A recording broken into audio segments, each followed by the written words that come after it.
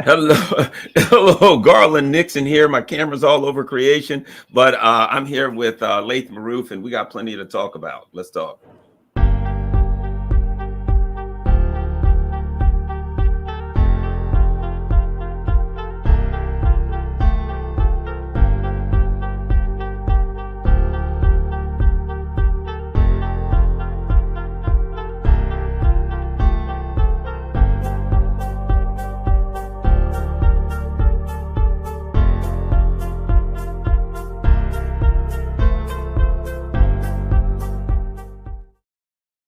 Hello, Garland here, and a lot going on. We've got my dear friend Laith Marouf. He is a journalist. He works out of Beirut, Lebanon.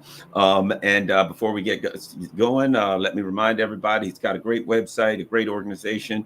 Go to freepalestine.video, freepalestine.video. They're doing English language journalism. They're working with some young people and various journalists to train and getting information out from the source. So go to freepalestine.video and please donate to help keep them going, and share this on all your social media platforms. Even if you can't afford to donate, that's okay. Just share it on your social media platforms and just put for people, right, the importance of donating to that website. All right, let's do our update. Let's start here. I understand there's fighting going on. There's been some Hezbollah attacks around the border. Update us on that, Laith Marouf. Yeah, it's been very heated this week on the border between Palestine and Lebanon. Multiple ambushes that were set up by Hezbollah against the Israeli forces. One was a convoy of armored vehicles going to the base, and they were spotted basically at night. There was a full setup of an ambush, multiple guided missiles, drones, and unguided missiles hitting this convoy. The Israelis admitted that there's only one dead. Of course, given the magnitude of the attack and the videos that we saw, it's clear that there is many Israeli soldiers dead and injured. And this repeated over the week multiple times. And also we saw an increase by Israeli forces attacks on civilian homes in the south of Lebanon. And now we are seeing the intensity of the combating at its highest since 2006.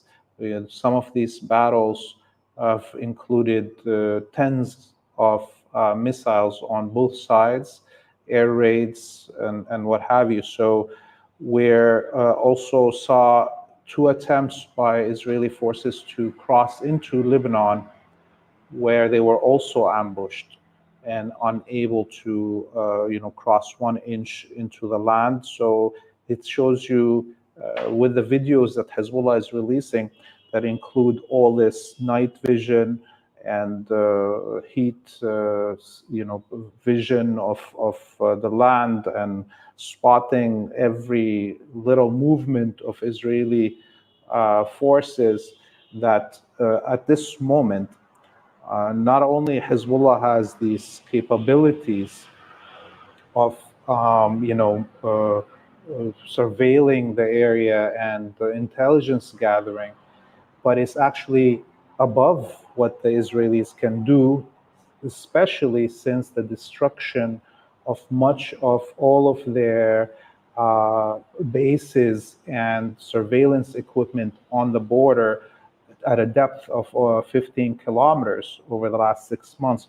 So now the Israelis have none of their stationary information gathering at all, and they've never been used to the same kind of surveillance and information gathering that Hezbollah has, which is on the ground with the crews, hidden in the forests and hidden in everywhere. That guerrilla ability to surveil, and this is coupled with the shutdown of multiple Israeli drones. over, one of them being a Hermes 450, another a Hermes 900, and those were, now we see the Israelis even being blinded with their inability to have full freedom over the air in Lebanon. And on the counter side, it is Hezbollah that has full control of the air in North Palestine, with hundreds of drones flying over the air of Palestine. And we're talking about hundreds of tiny drones that are constantly being thrown and surveilling the area for 15 kilometers nonstop. And you hear the sirens go on and nothing gets shut down on anything before attacks actually happen. This is why we see these sirens in northern Palestine wailing, not during the attacks of Hezbollah, because during the attacks of Hezbollah, they don't even notice what the hell is happening. It's too late for them to do anything. But when Hezbollah is throwing these drones over the north of Palestine, collecting the information at a moment-to-moment of the movement of the Israeli forces. So the Israelis have a really hard time not only controlling the air over Lebanon and having superiority over surveillance over Lebanon. Now they don't have control over the air of North Palestine or superiority of surveillance over that occupied land that they're on the ground on. Wow. One of the things that we're seeing, to me, when you see what happened with the Iranian, and I'm not even going to call it an attack because they weren't trying to, it was more like a probing and a technology demonstration move. You know what I mean? They probed the Israeli defenses. They demonstrated that the minimum technology that they have to the world, not just Israeli. We're seeing Hezbollah now utilizing high tech. I think the message is, when Israel fought Hezbollah in 2006, Hezbollah was just tougher than they were. Let's face it, they were just better fighters and tougher, and they outfought them. That now they're fighting a peer competitor now that has advanced technology and has the ability to match them with technology. And if not completely, maybe they don't have satellites, but they have the technology that so that Israel has no advantage whatsoever on the ground, and in some ways they have some significant disadvantages. Oh yes. So not only that, I'm sure Hezbollah has access through Iran to moment-to-moment satellite. This is above, and I think what we saw with the response of Iran and what we saw since the breakout of this war is a coming together of all the efforts. Okay, it's of all the components of the axis of resistance. So right now we see coordination at a very high level, not only with, let's say, how each component like Iraq or Yemen or Lebanon have particular duties that they're filling in a bigger picture, okay? And they're not all just hitting for no reason different locations, so everybody knows their role. They're all coordinated, their actions, and definitely during the response of Iran to the attack on its embassy, we saw how that coordination was happening, because simultaneously as Iran was hitting the Zionist colony, the resistance in Syria and in Lebanon were also hitting the Golan Heights and other locations. And during this overwhelming response of Iran that overwhelmed all the air defenses of the empire stationed in Western Asia. So now we can for sure predict that in a full-out war with between Lebanon and the Zionist colony, that not only we will have all this information sharing and coordinated responses from the other components. But you know what people forget about? That in the Battle of Syria, to face the hordes of the Wahhabi cult, the Wahhabi death squads that the Americans,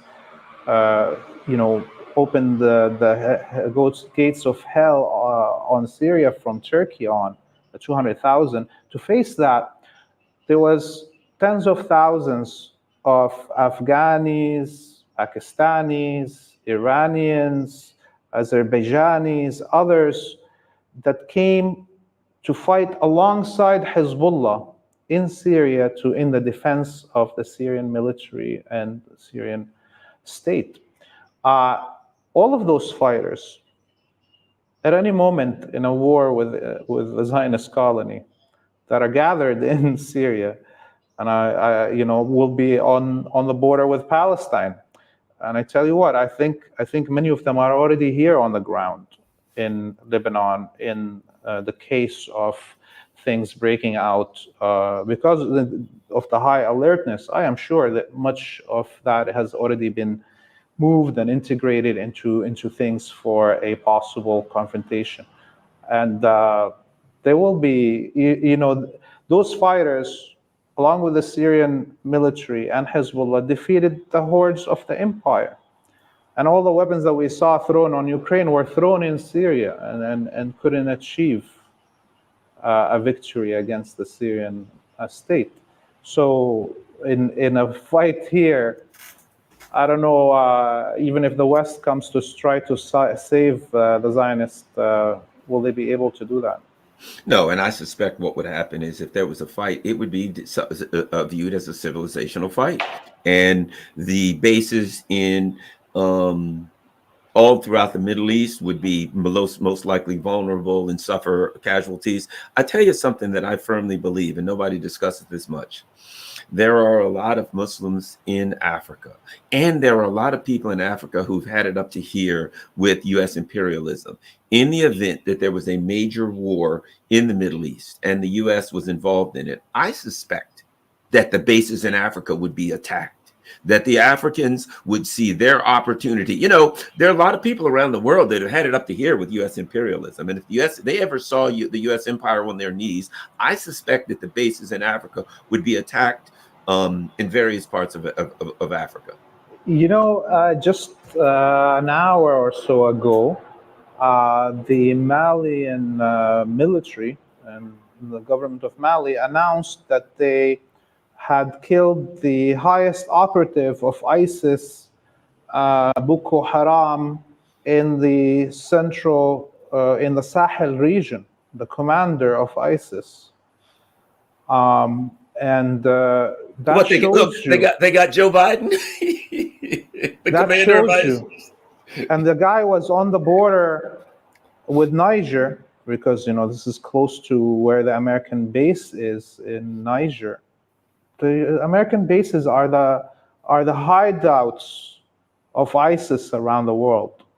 Okay, they're hideouts of the Nazis and the Zionists, and this is what it is. And so,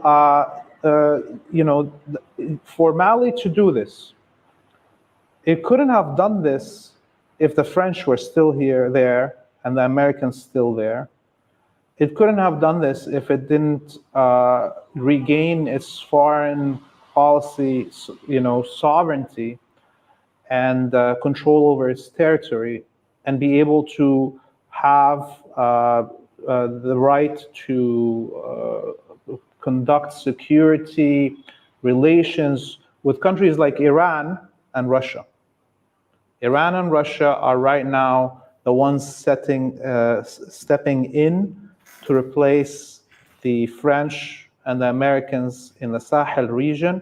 It's already happening. It's already announced. And the destruction of ISIS in the Sahel region and this Boko Haram, it's just another face of this chameleon Wahhabi Contras that changed their name and tags according to which intelligence agency runs them. But But basically, this is going to happen right now. Thank God that Mali is now able to do this. And Niger is going to follow. Now the only obstacle around Niger clearing its area, and then the triangle between Burkina Faso, Nigeria, and Niger, this is where the quote unquote Boko Haram is running wild. Could be, once the Americans are out of Niger, then Burkina Faso, Mali, and Niger can clear this border area. And then the only hideout will be in Nigeria, which is unfortunately still under American and British, colonial control. And this is the obstacle to end the presence of these Wahhabi death squads in the Sahel. Yeah, I agree there, because the U.S. has its official presence and its unofficial presence. Its official presence are the bases, the drones, etc., the AFRICOM. The unofficial presence is its terrorist proxies. And I suspect, if you look at what's happening, I believe it's Niger, where they're saying to the U.S. and the French out, and you see Russian troops coming in. It's similar to and I saw one of those countries making a deal with Iran to help them to develop their oil and stuff like that. I think what you're seeing is a repeat of what happened in Syria. The recognition that to get ISIS, to get these imperialist proxies out, we need help. And in the same way that Iran came in and brought its allies, and Russia came in for the heavy firepower that, whatever bombers or whatever's needed to attack them, that same resistance group will have to go to Africa, to clean these, basically to clean these imperialist proxies out there, because that's the only way you can have peace and you can have the empire out, is to get its proxies out.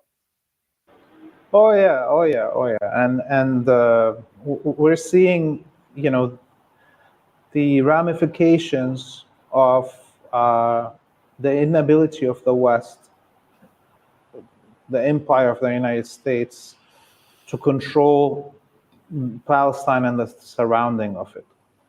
I was doing an interview for Free Palestine TV on a show that we're doing called Wartime Cafe, with this professor of history of international relations, very famous here. His name is Dr.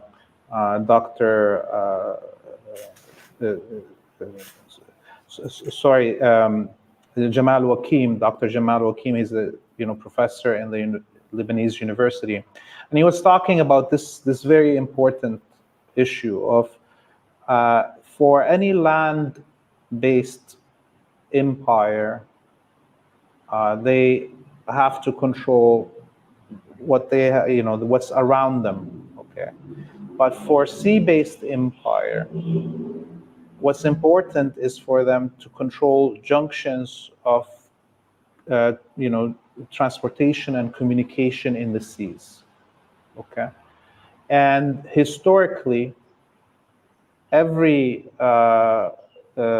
sea-based empire in the history that didn't hold on to Palestine and its surrounding failed.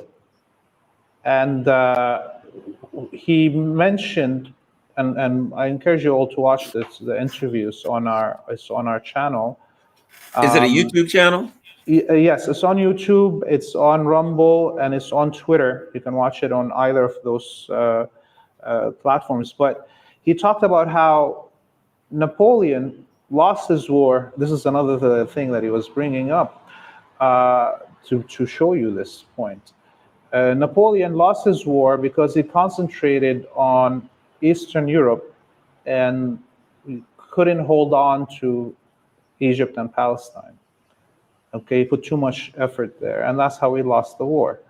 Similarly, Hitler lost the war because he concentrated too much on, again, Russia, and not on going into Iraq and Western Asia, and that's where you lose. And similarly, the British lost, and this is why Egypt became the enemy, Egypt of Nasser became the #1 enemy of the British Empire after World War II, and eventually of the Americans, because Nasser pushed them out of the Suez Canal and controlling that important juncture, the most important transportation and communication juncture on the planet.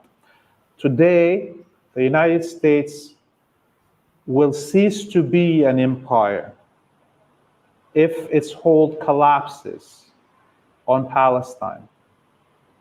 And the retreat will be drastic. Okay, this is what people need to understand. And the ramifications of it, and these are things I'm adding to the analysis of the Dr. Jamal Hakim, the ramification of it will be global. You'll see whole regions exit at once outside the sphere of influence of the United States, like the Sahel, rapidly. Okay? Similarly, it will happen in Latin America and other places if Palestine is liberated. And this is why we see the United States empire and all its components, the EU and all of that, NATO, blah, blah, blah, fighting for it not caring what genocide is happening, and they will continue to not care, okay? Because this is how important it is to them. You know, what's interesting is I can see a couple of different ways why to lose Palestine would end the empire. Here's one additional one that it isn't necessarily aligned with a historical context, a present day context. If those around the world who aspire to independence and sovereignty, right?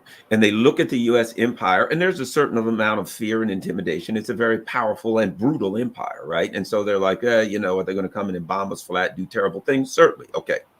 But if they look and they see the US empire invest everything it has, militarily, economically, its moral standing, what little fraud of a moral standing it has in the world, willing to jettison that, willing to spend, it's up to its ears in debt, but spend, I don't care what you have to spend to hold on to Palestine, send armadas of ships, everything they can to get it, and they still can't hold it. What the world will see is they're weaker than we thought. You know, the world will look at that and say the empire did everything. And a bunch of guys on the ground, you know, running around with their heads covered with scarves, kick their ass and send them home. Then surely we can. The message will be, they're not as strong as we thought. And the rest of the, as you said, if the people in Africa will say, well, if Hamas and Hezbollah can run them out, we're sure going to run them the hell out of here.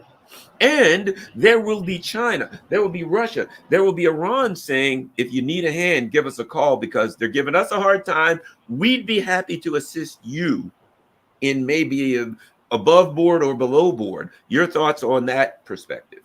Yeah, look at it this way. Egypt now is under imperial control.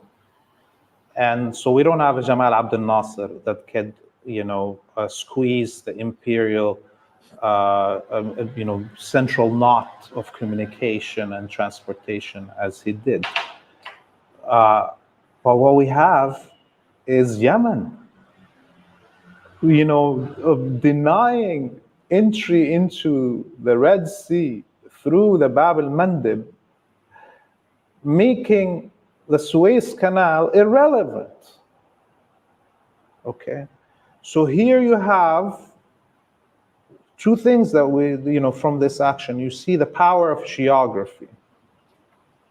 Yemen should be a central nation in this earth, on this planet, because of its geography. It's been denied that. But look at the power of geography that now you can expand on that theory that Dr. Jamal Hakim was talking about and say, well, you know what? You can block the whole axis and to this juncture around Palestine that is very important through hitting this further point here at a cheaper price without having to have a full war to try to liberate Egypt from imperial control. And so That's amazing. By the way, in the last 72 hours, in the few hours ago, the Yemenis earlier in the morning announced that they hit 4 ships, including 2 American destroyers. Uh, 2 days ago, they announced that they shot down another MQ-9. I mean, they're becoming the MQ-9 hunters, let Yeah. alone A they're $30 like million, the $30 million for an MQ-9 Reaper. And, they're using a missile's worth a couple of $1,000s to eliminate it. yes. So they have now become the world champions in spotting and downing the most expensive drones that the U.S. has. Nobody can even come close to the numbers that they shot down. It's amazing, and this is continuing. And as we see, the war in Palestine is not going to end anytime soon in Gaza. Yeah. The other thing I thought about is this: the U.S. is threatening China. We're threatening China. Blinken's over there acting like a complete moron. Well, he's not acting, he is a complete moron. But Blinken's over there exhibiting his lunacy and threatening China. And all along it's been, we've got submarines so we can fight China. And outside of the first island chain, then we can cut off China's access to the sea. They got a problem.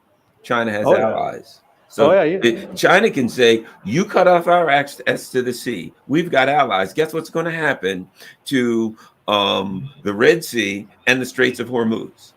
Done. So if you cut off anything for us, we will shut you off. So now, because people are learning that alliances, that acting for mutual benefit and alliances are much more powerful than a hegemonic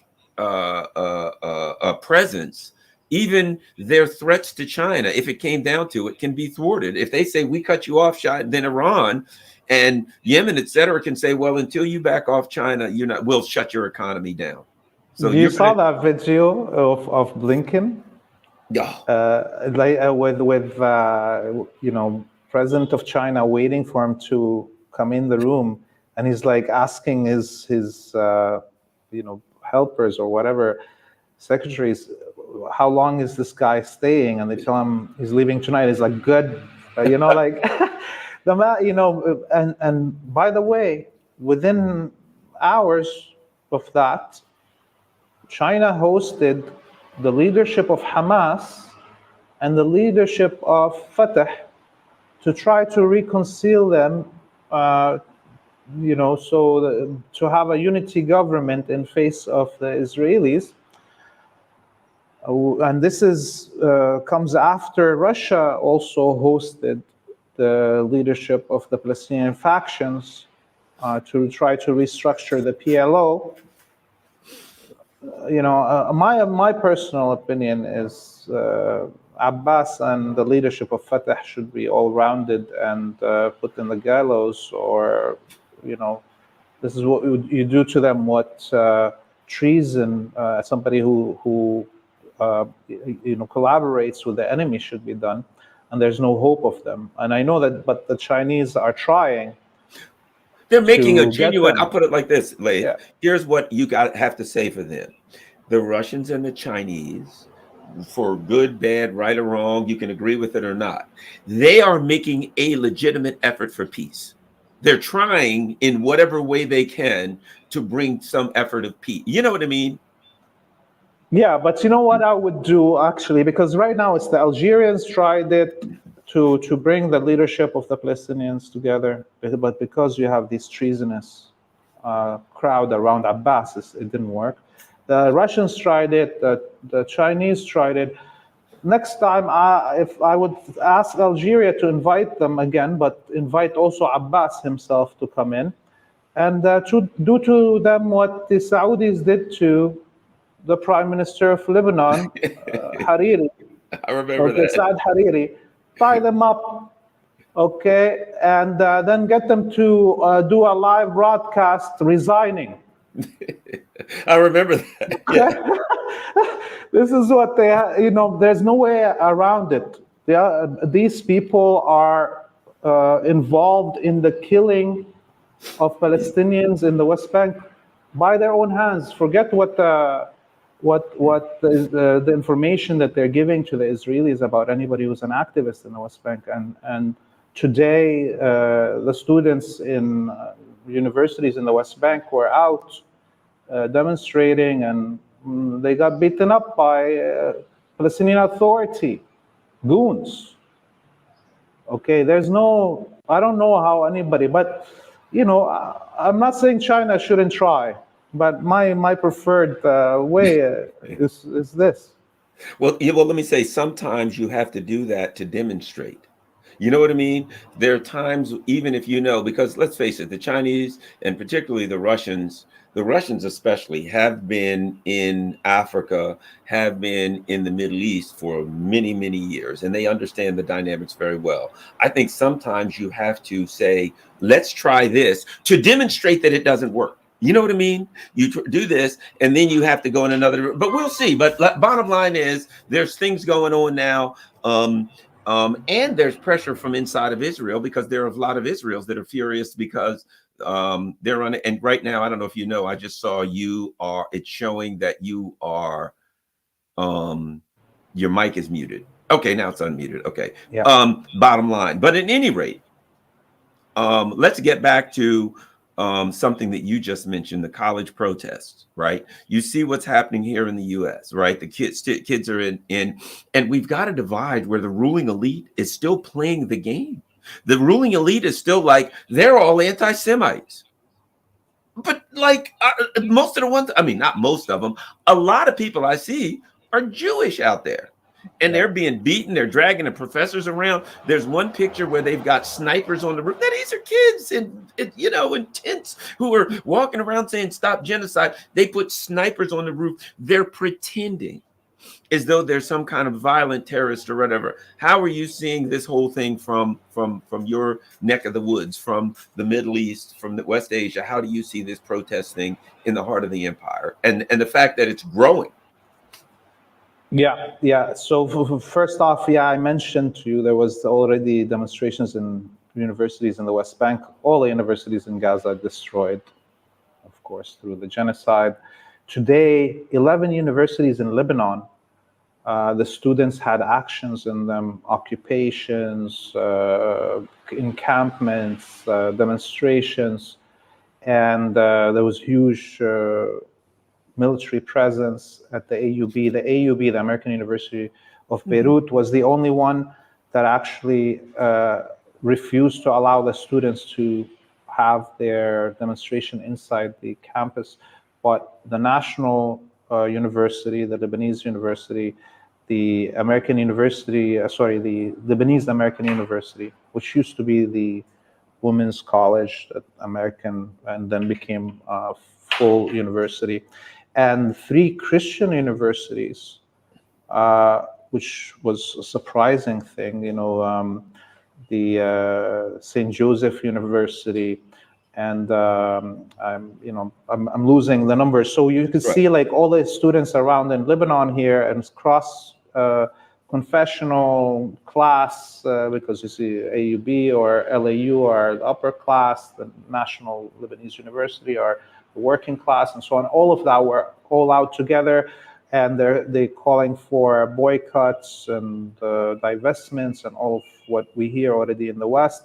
And so you can see the effect of the students' demonstrations in the United States and in Europe now, that having an effect here, not because the students were not ready to demonstrate in this region, in countries like Lebanon or inside Palestine itself, but because these are actually frontline countries, and the war is active in Lebanon and Palestine. And if you want, you go confront the military of Israel.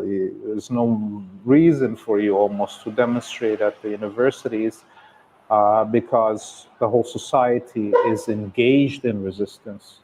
Okay, so we see how the students here are trying to show actual support to the students in the West. If you think about it deeply, it's not about themselves performing this solidarity with Palestine.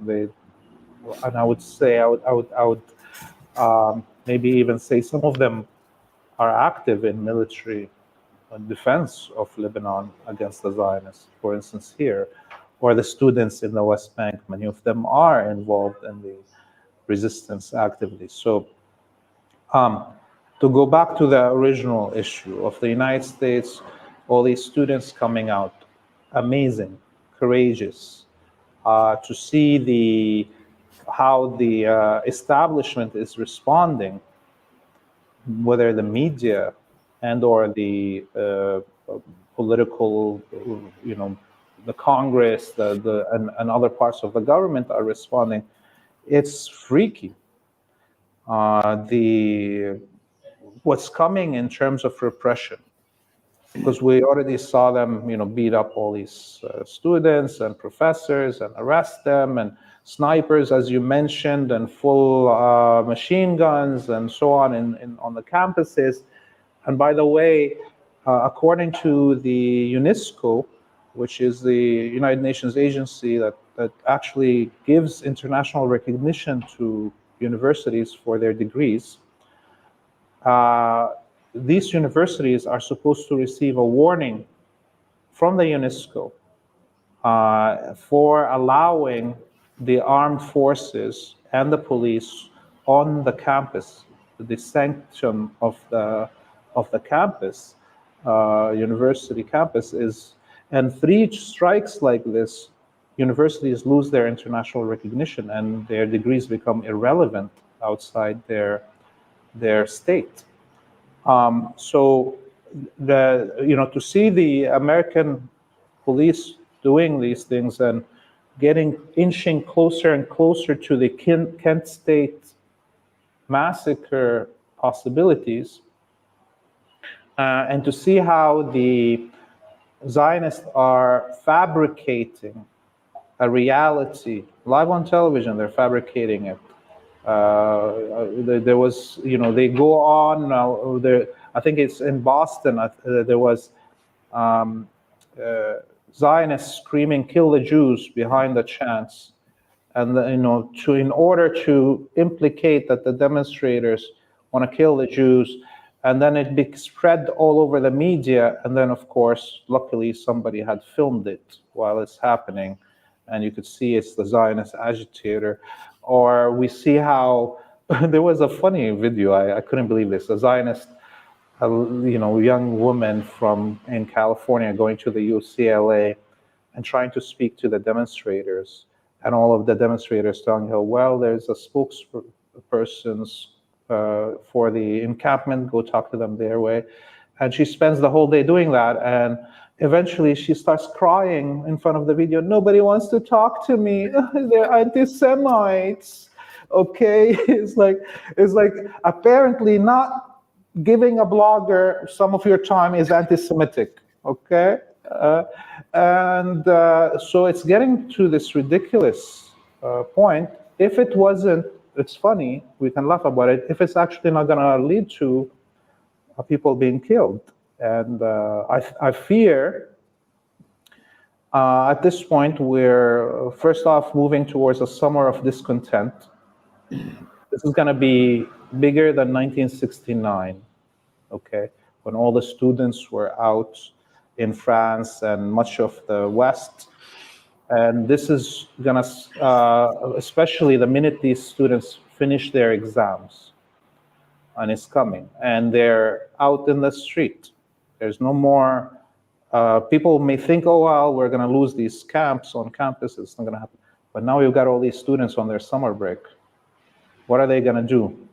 But, okay, we're now getting to this beginnings of the summer of discontent of 2024. And the United States and Western governments are going to deploy repression unseen since the 1969 repressions of the students in Paris, and what followed that period that followed in the United States and much of the West. So people should get ready for that. Mentally, they should get ready physically. I wonder, and I said this, I think these students should start getting in touch with the Nation of Islam, Black Panthers, others to provide protection for them, because now we're seeing thugs, Zionist thugs, being mobilized with money. Even in Canada, there's a member of parliament in Canada that's fundraising for a thug force that have now like their own cop car. But you know what they'll be like? I mean, let's face it. I always say this: whatever the empire does at a distance will come home. It will. You know how they empower the settlers, and the army will defend them, and they would go through the Palestinian territories, beating and doing all kinds of terrible things, defended by the army. And that way, the government has some plausible deniability. It wasn't official government. It was some citizens who did something that, man, maybe we did or didn't want them to do. And did you see that video in one of the universities in California of the frat boys, the Zionist frat boys, dismantling the encampment on campus under the protection of the police of the city and the campus of the university? It already is there. We will see. I mean, look, you had, who is it, Cotton, Congressman Cotton, and some other, a governor of a state telling people, if you see somebody blocking the bridge, throw them off the bridge. Yes. I mean, you have elected officials telling people, form lynch mobs and deliver street justice on behalf of the state. We authorize you. These are not jokes. And yes, I laugh at it, but we're there. And this summer is not going to be something that anybody is ready for, I think, in the United States. I think you're right. And I think the ruling elite are not ready for it, because one of the things that's interesting about the college protest is this: the universities would arrest the students or whatever and clear them out. And when the students got out of jail and got cleared, they come right back and set them up again. And so it was clear that they were saying, we're not going to accept your authority to stop us from protesting genocide. And at that point, there are certain things that indicate, and this is what the U.S. government, the empire is learning, there are limits to the imperial power. The Bidens, Blinken going over to China saying, you will do what we tell you to do. Right? They don't accept that there are limits to the imperial power. But as in Ukraine, they're running into those limits. As with these kids, if you don't accept that there are limits, then those natural limits will appear themselves, and you'll run into them and you'll slam right into those. You may not think those limits are there, but you're going to end up slamming into them if you try to ignore the reality. Your thoughts? Yeah, I mean, I don't understand how the U.S. is just talking down at everybody. I mean, if you want to start a fight, you're in the neighborhood and you want to beat up somebody, okay? You're not going to piss off everybody else when you're calling for the fight. You're like, hey, guys, I'm going to come and beat up Garland at 12 p.m. And while I'm between 10 a.m. and 12 p.m., I'm knocking on everybody's door, and when they open, I slap them. Right. And then just continue and say, hey, remember, I'm going to beat up. This is what's happening to the U.S. It's talking down to everybody on this planet. It's behaving in ways that are very undiplomatic. I mean, okay, we started with George W. Bush and his way of talking, but come on, how long you're going to... Maybe in the beginning, everybody's like, oh, there's a bully in the neighborhood, let's feel him out. But now it's 30 years. We felt the bully. And the bully failed in Afghanistan, and the bully failed in Iraq, and the bully failed in Syria, and the bully failed in Ukraine. It's not funny anymore. Nobody respects this bully anymore or is scared of them. And the bully hasn't learned to change his language, at least, okay? The way that these officials, Democrat or Republican, talk to the rest of the world, requires us to accept infantilism. It's like a housemaster talking to his slaves, down at them constantly. Okay, and the housemaster's whip doesn't work anymore. So yes, of course, the United States is losing its ability to affect anything in this world. Yeah, I certainly. And, on top of that, you have to add something. And a lot of people don't discuss this as much. The U.S., when I say the U.S., I'm not talking about the people. I'm talking about the ruling elite here. When I talk about the Europe, we're talking about the ruling elite who have completely isolated themselves from leadership around the world, from people around the world. And I've never seen anything like this, from their own people. The ruling elite, you look in Germany, they're beating up people. They are blocking people who want to come together and have forums or meetings about what's happening about the genocide, right? The U.S. now, they're Trump. Yeah, well, you can think what you want about Trump. I always say this: Trump didn't come into U.S. politics. Trump came out of U.S. politics. U.S. politics created the dynamic for a Donald Trump, right? They're at war with Donald Trump. They're charging him with everything. They're trying to just put him in jail because they know they'll lose to Trump. So rather than even have an election, they're just going to try to lock Trump up, right? They're at war with the people. The people say, look, we don't happy with the genocide. They crack down on the people. When the people say we want to discuss this online and they say, oh no, we've got to censor our own people so they can't talk about it. The ruling elite is so isolated that they are suppressing their own people in a way that will create an uprising at home that will be much more powerful than the uprisings the uprising inside the empire that's growing. I'm glad you brought up Germany. Yeah. There was a survey this morning released in Germany. So Germany has the most Zionist government on this planet outside Israel. It has the most draconian positions in all government and media for Zionism. It has, on your immigration and citizenship, you have to pledge basically allegiance to Israel. The prime president and the chancellor said the reason of existence of Germany is protecting Israel. There's no other reason. This is what the state officials and the official position of the government is. Okay, so what is now the opinions of the German people under this draconian media and state control?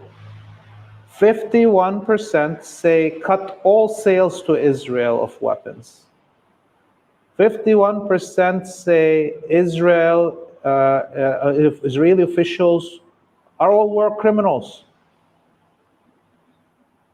So imagine in any other part of the West, which has less draconian government and media control than Germany. Of course, we know that the vast majority of people in Europe and in North America and in Oceania, in what we call the West, are decent human beings, like the rest of this planet. And they have eyes and ears. And they are consuming the same social media that we consumed. And all of us are feeling the effects of this genocide. I mean, we're holding ourselves back. We have these interviews week in, week out, Garland, but it is overwhelming. Maybe we joke and so forth, but every once in a while when I sit down and I'm like, oh my God, another image Yeah. from Gaza. You know, it And hits you. You're like, okay, I and I'll haven't say that. cried in weeks. Yeah, and I'll say You that know, on the I do radio right here in Washington D.C. a couple of and I do this, and I can't say the thing that I really think. I can't the anger and the fury that I really feel. I couldn't possibly say that, or I'd be off the air tomorrow. So we have to be professional, and it wouldn't help. It wouldn't fix anything. It wouldn't. So I have to try to help people to understand and learn. I'll put it like this: you and I, as humans, feel the fury, but we have to be professional journalists to do our job because somebody has to do that, and the government is not going to do it. But that's my thoughts. Anyway, continue.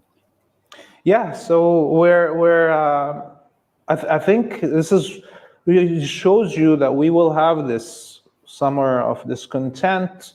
And I don't know where it will end, especially when we get closer to the American elections. I don't know how we can have an And election. I don't know if we're going to have yeah, one this year. yeah.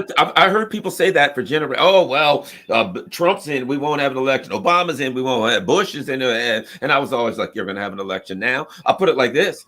Are they having an election in Ukraine? They can't No, have an election in Ukraine because they already know the direction that the people will go. So they won't allow that. What happens in the U.S. empire when the people are furious and they say we're going in a different direction? For the first time, I'm not sure we're going to have one. Anyway, continue. Yes, so we're there's elections in Canada, there's elections in the UK.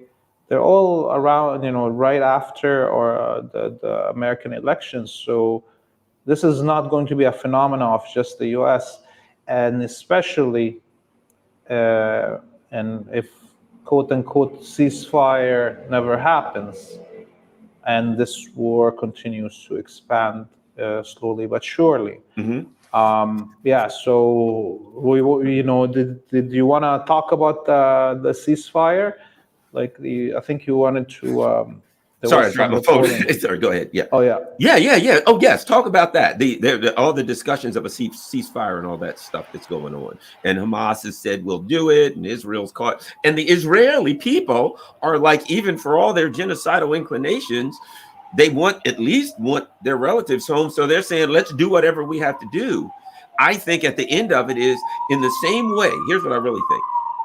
In the same way that Russia 2 months in said, we want to do a ceasefire and end this thing, and Ukraine said, man, we're getting the crap knocked out of us. Let's do this. The U.S. empire said, no, we can't lose this one.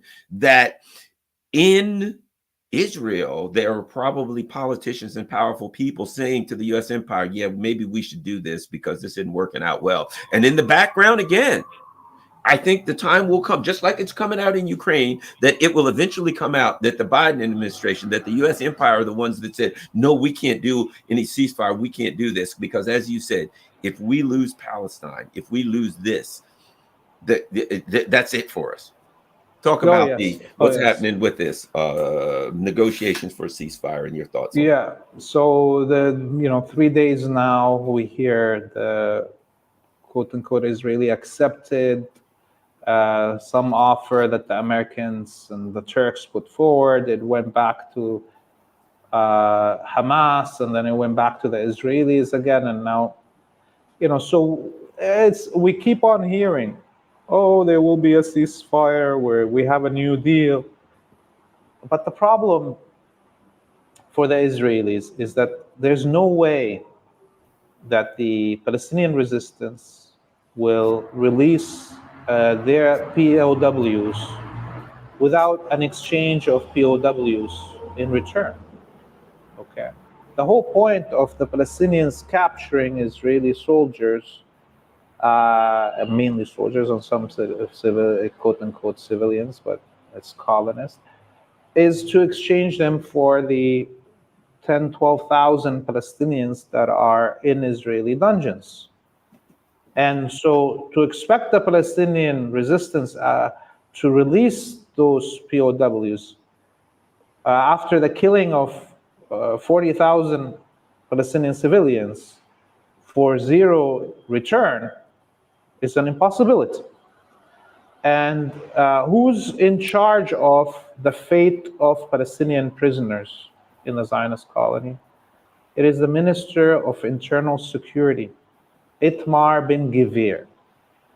He is the fascist. By the way, his car flipped 2 days ago. He got into a car accident. Nobody knows if it's made up or not. But the point is, he survived, and he did a video, tried to get some sympathy. So Itmar bin Gvir has instituted like a Guantanamo situation in all the Palestinian prisoners. And so the prisoners haven't met their families and or lawyers since October 7th. Torture and killing and medical neglect, rapes, horror shows, dogs. It's total, Abu Ghraib and Guantanamo combined. This is what the Palestinian prisoners, and tens of them died since October 7th, Palestinian prisoners inside the West Bank, inside Israel, because of torture and mistreatment. And so this man will not release any Palestinian. He actually says that if it was up to him, all Palestinian prisoners, current Palestinian prisoners, will be executed. Okay. How do you expect then to be a ceasefire? If there will be no Palestinian prisoners released, there will be no ceasefire, period. And Gvir has the keys, and he holds Netanyahu by the testicles. The whole government of Netanyahu is held with that now. It's either collapse the government and civil war, or it's not going to happen. It's not going to happen, and we're just going to see ourselves going further and further into this war. Beyond the fact that the Americans wanted to continue, at least a beating has to be delivered to the Palestinian resistance, that they never lift their head again. This is how slave masters think. They will want to beat an example that no other slave in stable ever raises their head for a few generations, until everybody forgets the lesson, and maybe then somebody raises their head. That's what we are seeing being done to the Palestinians. What's interesting, the last thing, because we both got to run, the U.S. empire, and they even said it, they were going to trap the Russians in Ukraine, right? It was going to be the Russians, Afghanistan, again, part two. The Russians are going to be in Afghanistan, trapped. They can't get out. If they try to leave, there's going to be terrorist cells to attack them. So the plan was to bog the Russians down and to trap them in Ukraine. The U.S. and Europe are trapped in Ukraine. And the US and Europe are trapped in the Middle East, where they tried to trap the Russians. They are trapped there, and they're trapped in the Middle East, and there is no way out for them. They can't leave either one. But the other part of it is this: they can't leave either one, but they can't go fully into either one. The US can't say, we're going to send all of our troops and everything and all of our stuff onto the border of Russia to fight Russia, because they will get defeated on the borders of Russia. They fight Russia on the border. Russia will flatten everything with conventional missiles, right? They can't go full to, we're going to send everything and fight in the Middle East. Number one, they'll be defeated and crushed there.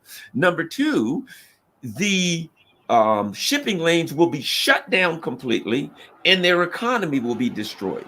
So the very trap that they laid for the Russians, they've been baited into this trap. And as horrible as this genocide, which we will not start talking about, that's even part of the trap. The U.S. empire is totally trapped in both locations, and there is no way out other than defeat. There's no way out of either one of those except absolute defeat. Oh yes, and they definitely made the biggest mistake by opening the Ukraine front, because Napoleon lost there and Hitler lost there. They should have concentrated on everything else before and surrounded China and Russia. If I was a nasty American thinker in control of these decisions. I would have went after every little one before I even tried that. But this is the problem with supremacists. The Zionists talk in the ways of like, we are, Israel is supposed to only come. This is their crazy, fanatical thinking, until the Messiah comes, because they don't believe the Messiah came before. You know what? We need to force the hand of God. We are the chosen people and can force the hand of God. Similarly, right now, what they see them, the Zionists saying, we are, God is taking too long with Armageddon. We are the chosen people. We're going to do. Somebody who's their head is so full of this idea that they're better than others, who's in control of strategy making in the United States, thought that all this historical record that we have and history of geography and politics, how geography defines the course of history in front of you, that showed you anyone from Europe, any empire from Europe that went east towards the Slavic lands ended there. From time immemorial till now. And then American guy, and they're like, we do it. We are manifest destiny. We are the leaders of the democratic world. We're the best of the best. America first. Blah blah blah. And that's how this stupid decision is made like that. It's all because of supremacy. And not being able to recognize that you can't beat the course of history and geography. I'm with you. Well, everyone, don't forget, you see right under Laith's name, freepalestine.video. Go to freepalestine.video, please, if you can afford it. Donate something. They're doing, as you can see, listening to Laith, and he's talking about the work that they're doing. They're doing great work. They're doing English language journalism, and they're training some young people to do journalism, and they're doing really good stuff right out of locally out of Beirut. So freepalestine.video. If you can't afford it, that's fine. Keep your money for your family. Do what you need to do to support yourself. We know they're difficult times, but if you can't afford it, what we would appreciate you would do, if you could do, is just on all your social media platforms, share the freepalestine.video link, and above it put a recommendation for people that they can go there and that they can donate to help the cause. Thanks a lot, everybody. Laith Marouf, anywhere else people can find you, or is just freepalestine.video is it? Yeah, on Twitter, it's at TV Free Palestine, and on Rumble, it's Free Palestine TV. We're also on Telegram, Free Palestine TV, and on Instagram, free.palestine.tv. So you can find us all, and on the website, freepalestine.video, there's the links for all the social medias. Please follow us on all those platforms that you like. Thank you very much, everybody. Thanks. Share this video everywhere. Smash the like button. Peace. We're out.